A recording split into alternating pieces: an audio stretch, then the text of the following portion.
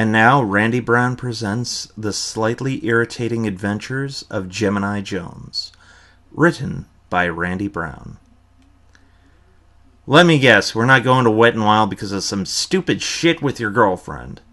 How'd you know? Marcus asked.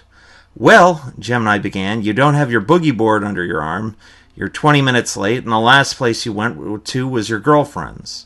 I'm assuming it has something to do with her. We cool, right? Marcus asked. No, Marcus, we're not cool. You promised you wouldn't renege on your promise, and now you're reneging on said promise. Well, nothing. You need to ditch that poor white trash. Your girlfriend is cheating on you. Marcus furrowed his 22-year-old brow. What makes you say that? Remember yesterday when she drove us home? There were signs all over the frickin' place. Marcus folded his arms. Signs like what? When you sit down in the passenger seat, you had to scoot up a little. And how tall was her ex-boyfriend again? 7 feet, Marcus muttered. Exactly, and she claimed she had given up smoking. Yeah, so? So there were 1,000,000 Marlboro cigarettes in the ashtray, and I know for a fact Penny smokes Virginia Slims. You didn't happen to notice the cup holder, did you? Marcus's face was burning up. He knew Gemini was right, but he didn't want to admit it.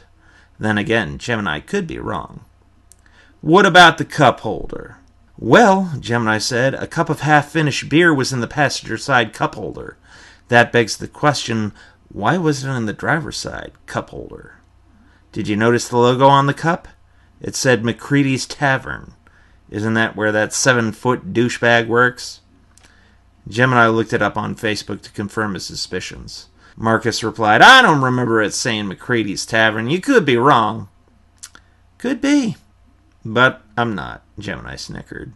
You didn't happen to smell the distinct odor of bleach coming from the back seat, did you? I didn't think you did because the middle area of the seat had been wiped clean. That seems a little suspicious that she would clean just the middle of the back seat and leave the rest of the car untouched. And the middle is exactly where a little bit of semen would have landed if she were having sex in the back. Strange, isn't it?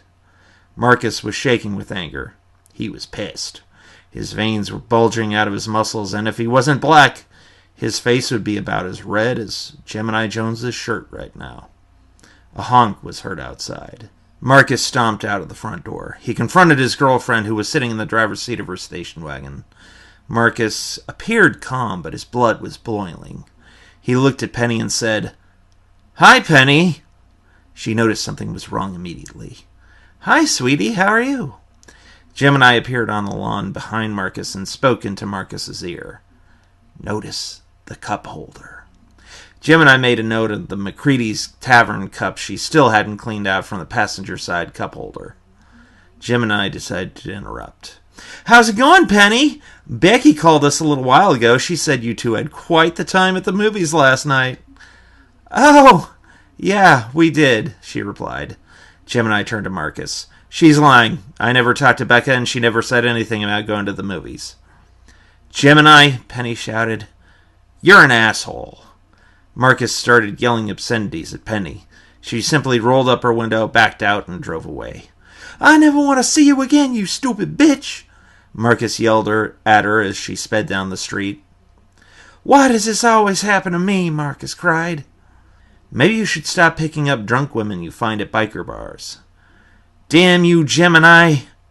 Gemini was taken aback. Does this mean we're not going to Wet n Wild? Fade out. The end.